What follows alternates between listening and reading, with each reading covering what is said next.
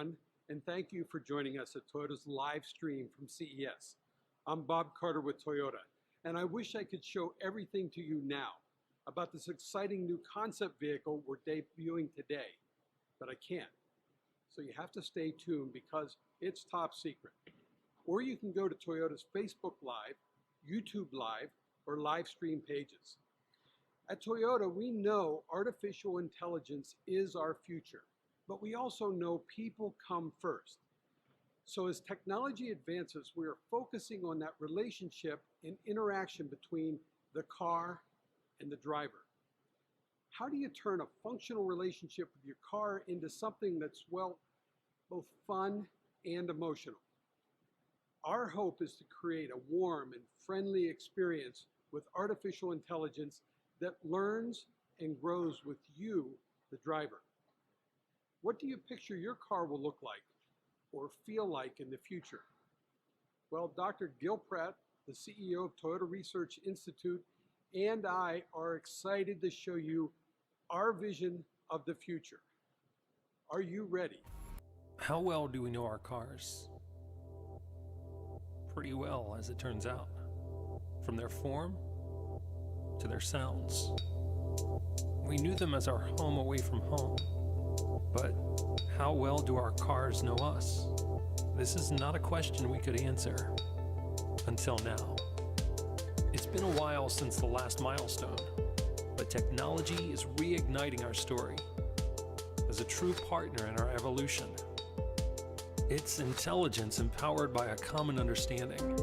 It's automation shielding us from the unexpected.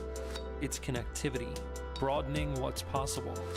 The car has never failed to inspire us, but as we spend more time together, it will grow to truly understand us, knowing what moves us, protecting us under any circumstance, anticipating our curiosities, and sparking our imaginations. More than a machine, it will become our friend, car and driver. What was once an unspoken bond will now progress on new grounds of mutual affection. Together, we've come a long way, so let's keep going.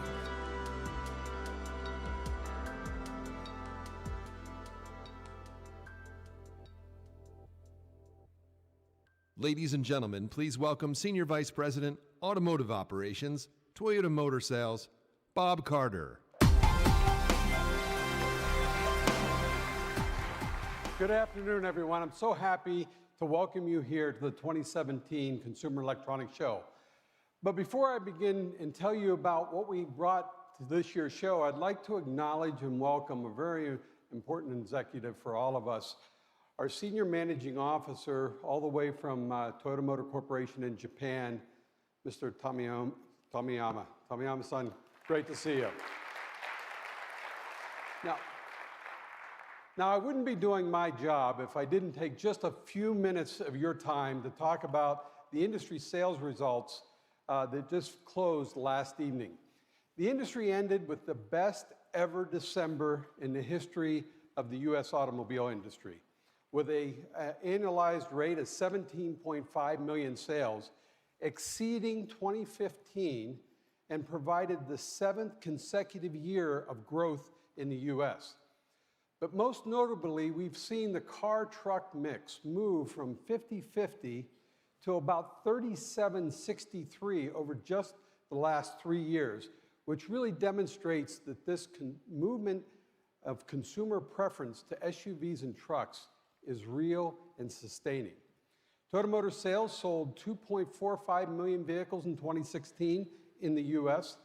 The brand was the #1 retail brand for the 5th consecutive year, and it was our 15th consecutive year where Camry was the #1 selling vehicle in America. And our Lexus brand had a terrific year in its 2nd best year in its 27-year history. So, okay, let's get on to it. Toyota has an amazing floor display this year over at the Convention Center that we're really proud of. You're going to get a first look at our next generation telematics system that we call Entune 3.0. We're also showing off the Smart Device Link. And it's our new platform for app developers to be able to connect smartphones and vehicles. So I would encourage everyone, as you have a few minutes over the next couple of days, to please stop by our booth and take a look. But today we're going to do something a bit different. We're going to introduce you to a really special concept vehicle. And we're going to tell you why we believe it's so special. Because all of this talk about advances in automotive technology, it's really easy to lose sight of why we build cars. We make them for people. And at Toyota, we think the most important question isn't whether vehicles of the future will be equipped with automated or connected technologies. Of course they will. But the most important question is this: what is the relationship, what will the relationship be like between those new vehicles of the future and the people who use them? Will that relationship be cold, robotic, sterile, tool-like? Are we going to be building just technology on wheels and nothing more? Or can technology be warm and friendly, engaging, immersive? Because cars have always done more than just get us from point A to point B. Cars have become our home on wheels, and we connect with our cars.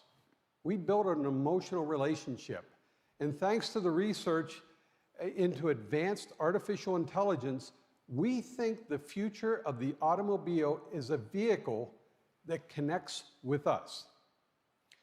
So, ladies and gentlemen, it is my pleasure to introduce to you the advanced artificial intelligence system we call UE. Now, UE learns from us, grows with us, builds a relationship that's meaningful and emotional. Now, what does that mean? UE learns our preferences and our lifestyle and remembers where we like to go, pays attention to whether we're happy or sad, and helps in ways that are both big and small while anticipating our needs and improving our life. So UE, what are you still doing up on the screen? Why don't you come down and show everybody our new amazing car?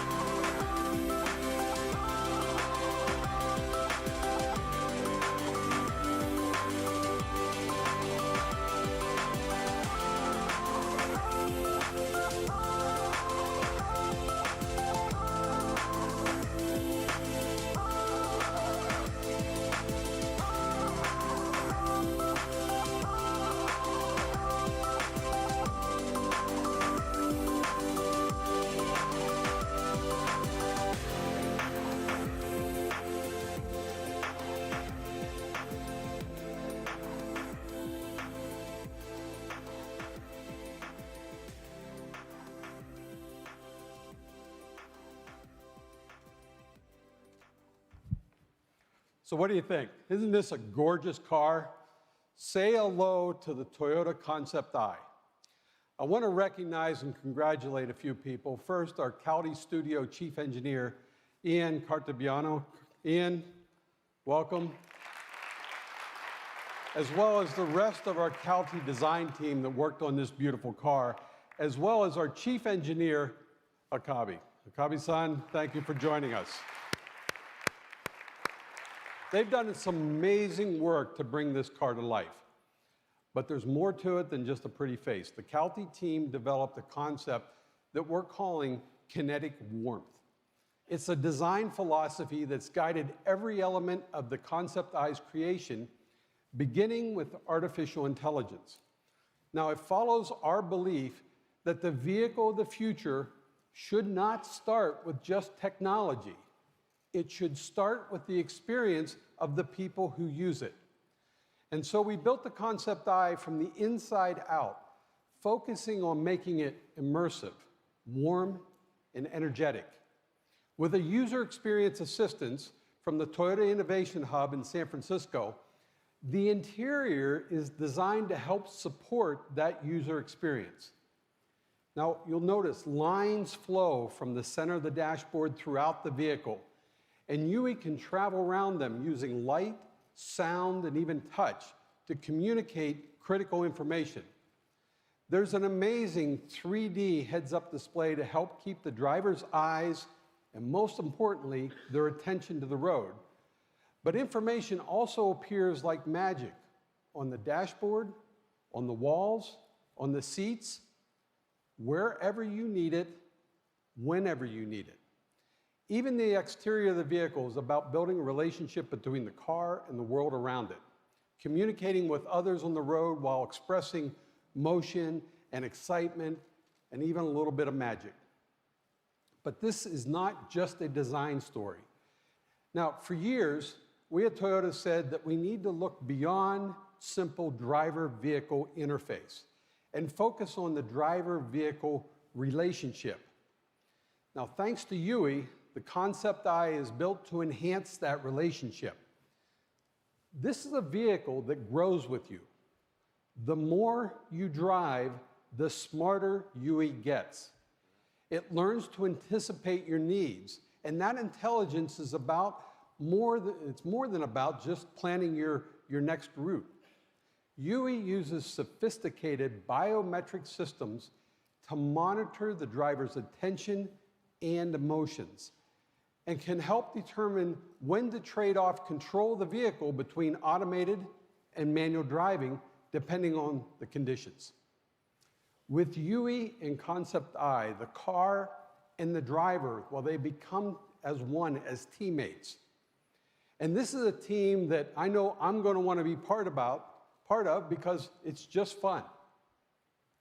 Concept I is kinetic, it's exciting, and it's passionate. And thanks to the Concept I advanced automated driving technologies, it's a car that people with all levels of ability are going to be able to experience. And that's what it all comes back to. Using technology to help people in ways, whether it's big or small, whether they're in or outside of cars. Now, this Concept I isn't going to be on the road tomorrow, but we still have an awful lot of work to do. But guess what, folks? We will be evaluating many of the Concept I's features and technologies on the road in Japan within just the next few years. And I, for one, I can't wait. So now it's my pleasure to introduce someone who can tell you much more about what we're doing to make this amazing vision of the future a reality. Please welcome our CEO of the Toyota Research Institute, Dr. Gill Pratt. Gill? Thank you, wonderful. Thank you very much, Bob, and thank you, UE. Good afternoon, everybody, and welcome again to the press conference. This is the one-year anniversary of the Toyota Research Institute. Our job is to explore emerging opportunities, to identify gaps in research, and to move in new directions. Now, sometimes we find dead ends as well, but we always move quickly to explore great ideas. In the 1 year of our existence, we've assembled an incredible team. We've hired more than 100 people. We've added 50 more people from Toyota Motor Corporation, and our plans are to hire another 100 people this coming year. TRI's mission is focused on artificial intelligence. It includes 4 goals. First, we're dedicated to greatly enhancing vehicle safety, and someday creating a car that is incapable of causing a crash, regardless of the abilities of the driver. Second, our goal is to greatly increase mobility access for those who presently cannot drive. Third, we plan to heavily invest in robotics to move people not only across town, but also within their home, from room to room, and help them to age in place. And finally, we have a goal to accelerate discovery in material science by applying techniques from artificial intelligence and machine learning. Now, research is our middle name, and it's what we do. Much of it, but not all of it, with Stanford in Palo Alto, California, with the University of Michigan in Ann Arbor, and with MIT in Cambridge, Massachusetts. We recently opened, in fact, in Massachusetts, our permanent facility that you see over here. Now, before we go any further, I need to remind you that I used to be a professor. And of course, once you're a professor, you're always a professor. And so I always enjoyed, of course, the process of doing research, but I also love to give lectures. And so I'm giving you a lecture today, and there's even going to be a short test towards the end of the remarks to see how you do. Actually, more seriously, my remarks today reflect on findings from a few key research projects that we've been engaged with, both ourselves and our partners over this past year. It's framing a question that is specifically designed to offer us clarity and to provoke a discussion throughout the industry of just how complicated this business of autonomous mobility really is. This question that I'd like to discuss with you today is as follows. How safe is safe enough? Society tolerates a lot of human error. We are, after all, only human. But we expect machines to be much better than us. Last year, there were about 35,000 fatalities on US highways involving vehicles that were controlled by human drivers. Every single one of those deaths is a terrible tragedy. So what if we could create a fully autonomous car that was as safe on average as a human driver? Would that be safe enough? In other words, would we accept 35,000 traffic fatalities in the US at the hands of a machine instead of a person? Would we accept it if it resulted in greater convenience, in less traffic, and less impact on the environment, but the number of fatalities was the same? Now, rationally, perhaps you'd think the answer should be yes. But emotionally, would we accept it from a machine?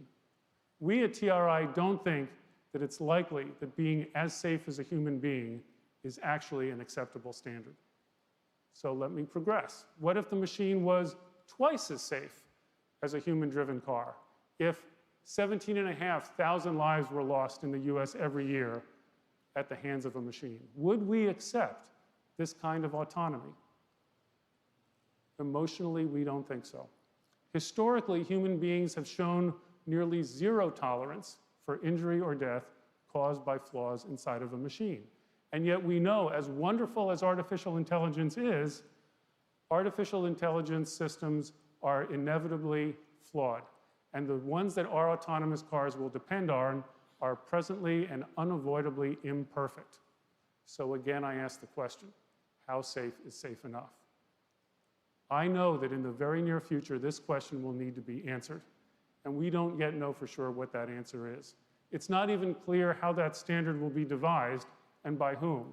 Will the standard be local, or will it be the same everywhere in the world? It's a very hard question. So let me shift to a standard where we actually do have some answers. It's SAE International J3016. It was revised just last September, and it defines 5 levels of automation.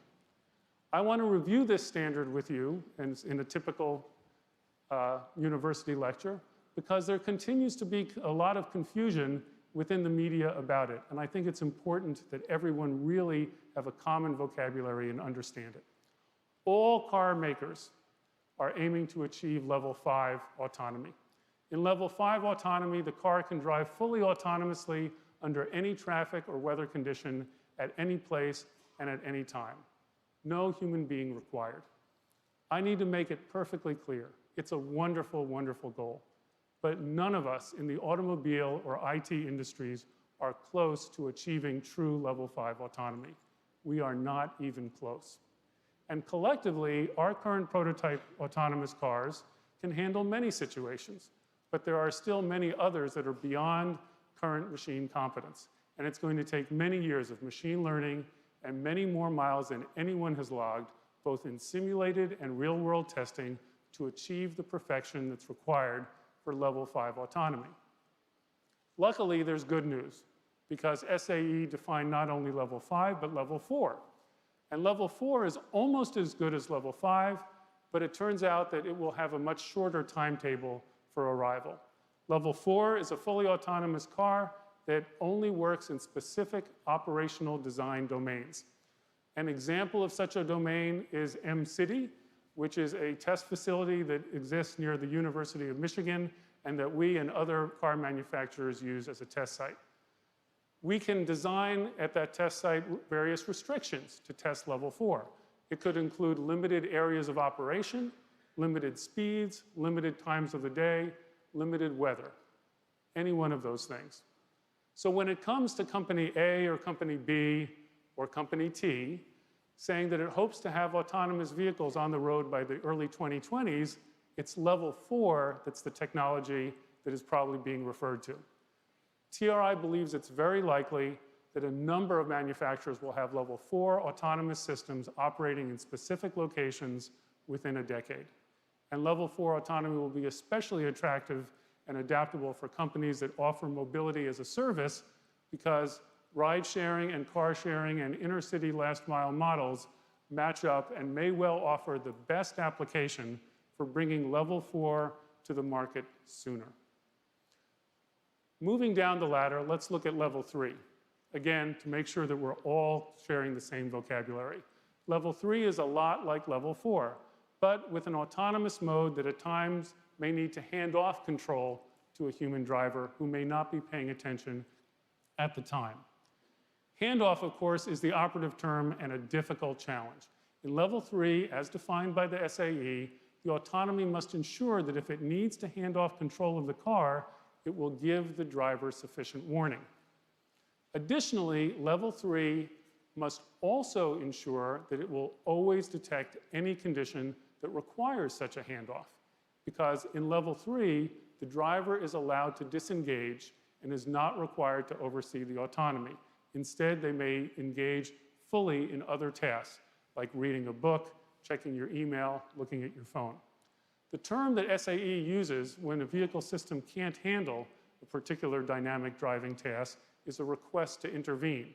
And so the challenge lies in how long it takes for a human driver to disengage from texting or from reading once the autonomy requests this kind of a fallback.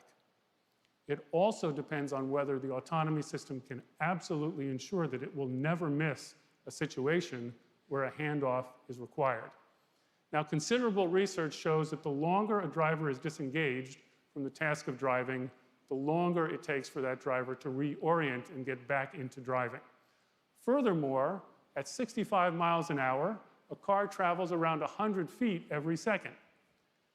That's a long distance. It means that to give a disengaged driver, let's say 15 seconds of warning, at that speed, the system has to spot trouble 1,500 feet away, or around 5 football fields ahead. That's an extremely hard guarantee for a level 3 system to provide, and it's very difficult to achieve. Now, regardless of the speed, a lot can happen in 15 seconds. So picking that as a time to reorient a driver, ensuring that is very, very difficult. And it means that it may even be possible that level 3 is as difficult to accomplish as level 4. So let me, again, by way of sharing our vocabulary, bring us down to level 2. Level 2 is perhaps the most controversial right now because it's already here, it's already functioning in some cars on public roads. In level 2, a vehicle handoff to a human driver can occur at any time with only a second or two of warning. It means the human driver must be able to react mentally and physically at a moment's notice. Even more challenging is the requirement for the level 2 human driver to always supervise the operation of the autonomy, taking over control when the autonomy fails to see danger ahead. If you want to understand level 2, you must remember that drivers must always monitor the autonomy, sort of like tapping on the brake to disengage adaptive cruise control when we, as a driver, see debris in the road that the adaptive cruise control sensor doesn't detect. This will happen in level 2 systems, and we must never forget it. Human nature, not surprisingly, remains one of our biggest concerns at TRI. There are indications that many drivers may either undertrust or overtrust a system. When someone overtrusts a level 2 system's capabilities, they may mentally disconnect their attention from the driving environment and wrongly assume that level 2 systems are more capable than they actually are. We at TRI worry that overtrust can accumulate over many miles of hands-free driving at level 2. And paradoxically, the less frequent the handoffs occur, the worse the tendency to overtrust may become. There's also evidence that some drivers may deliberately test the system's limits. They essentially may misuse the autonomy in a way that it was not intended to be used. So we need to think a lot about situational awareness and mental attention. It turns out that maintaining this kind of awareness that's required while engaged in monitoring tasks has been well studied for 70 years. Research psychologists call this the Vigilance Decrement. The research started during World War II, when it became clear that radar operators looking for enemy movement became less effective as their shift wore on, even if they kept their eyes on the task. So in 1948, a research psychologist named Norman Mackworth wrote a seminal paper. It was called The Breakdown of Vigilance During Prolonged Visual Search.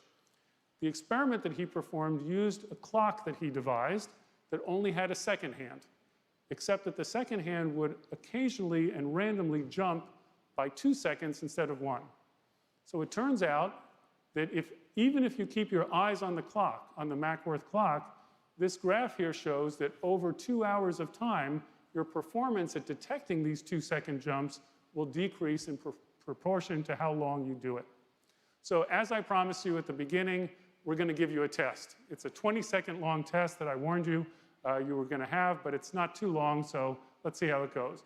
I want you to watch the second hand of this clock here, which just like Mackworth did, every time the hand bumps by 2 seconds instead of 1 second, I want you to clap your hands. So we'll have you do the Mackworth test. You ready?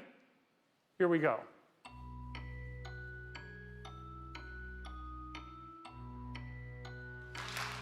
Wow, that was pretty good. Let's see if we can detect it even better.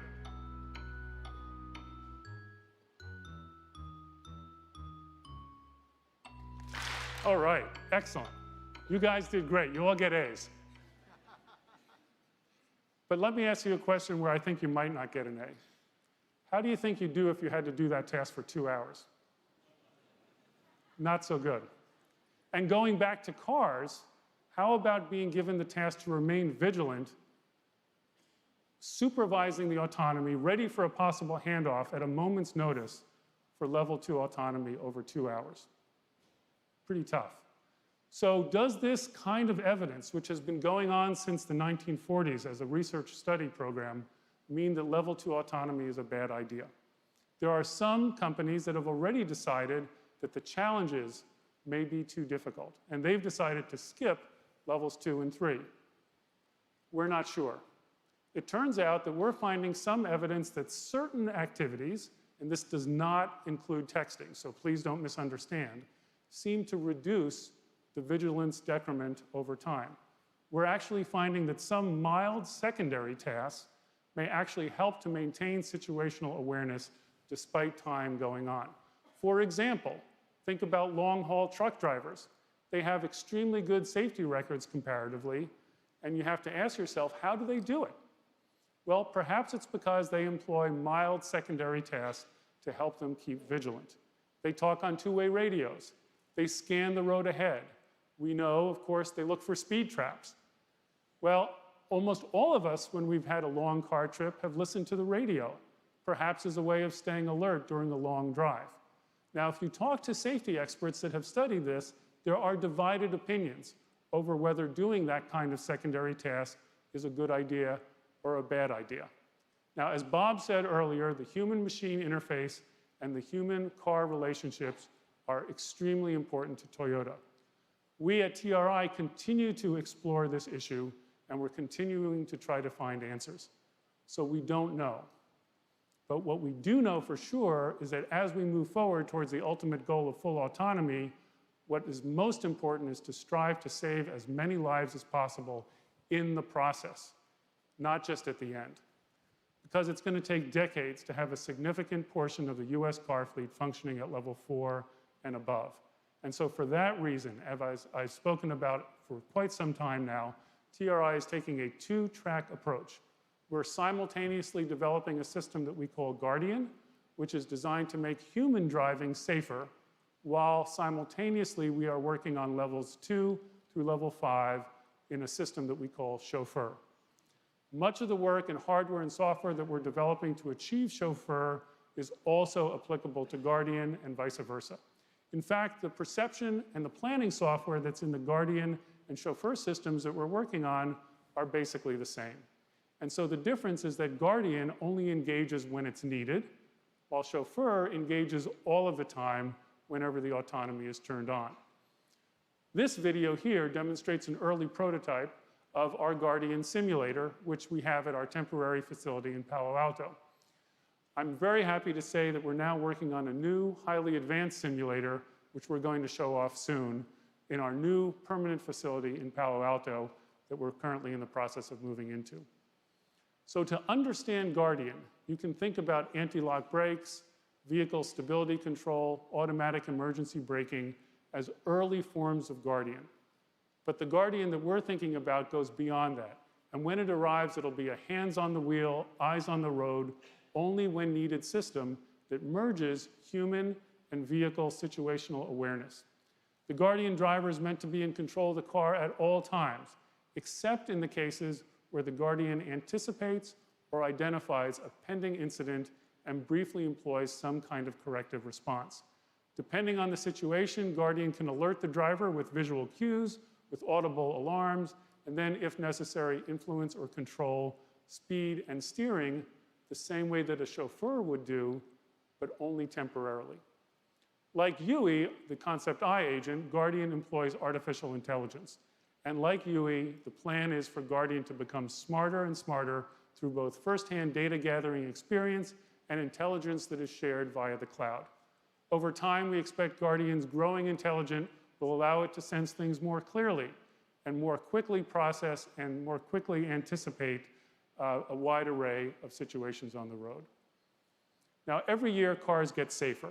One reason is because every year, automakers equip vehicles with higher and higher levels of both active and passive safety. In ever-increasing numbers, with active safety, vehicles are already being entrusted to sense a problem, to choose a course of action, and then to respond, assuming for a brief period control of the vehicle. Which brings me back to concept I and how we think about it at TRI. At TRI, we think that UE, the concept I agent, might not only be a way to engage with human beings and provide useful advice to the driver. We think it might also be a way to modulate and maintain a driver's situational awareness using mild secondary tasks to promote safety. We've only begun this research to find out exactly how that would work. Perhaps, for example, UE could engage the driver in a conversation that would reduce the vigilance decrement the way talking on the two-way radio or even looking for speed traps seems to do with truck drivers. We think that the agent might be even more effective because UE would be coupled to the autonomy system in the car, which would be constantly monitoring the car's environment, both inside and out, merging human and vehicle situational awareness. We're not sure, but at TRI, we're aiming to find out. Now, Toyota's involved in many aspects of making future cars safer and more accessible. UE and Concept I is a small part of that work, but it has the potential for becoming more than a helpful friend. It has the potential for becoming the kind of friend that looks out for you and keeps you safe. It has the potential to become a guardian as well as a chauffeur. And so our goal at TRI is to someday create a car that will be never be responsible for causing a crash, whether it's being driven by a human being or being driven by a computer. Concept I, in summary, may become a key part of that plan. Thank you very much. I'm Alexis Ohanian, co-founder of Reddit, and we just heard from Toyota's Bob Carter about a very special announcement. It's actually so special they wouldn't tell me ahead of time when I was recording this, so I have no idea what it was about, other than I'm sure all of you on Reddit are discussing it right now. And we've got a full line of AMAs coming up today. Pretty excited because it's rare to be able to work with such a forward-thinking partner like Toyota, a company that really gets it, that knows how to come correct and basically share with you all and the vast communities on Reddit some of the most interesting discussions and conversations that are happening in the world of technology right now. And I'm excited to see where this all goes. So tune in for the rest of the day today, and I'll be right there with you.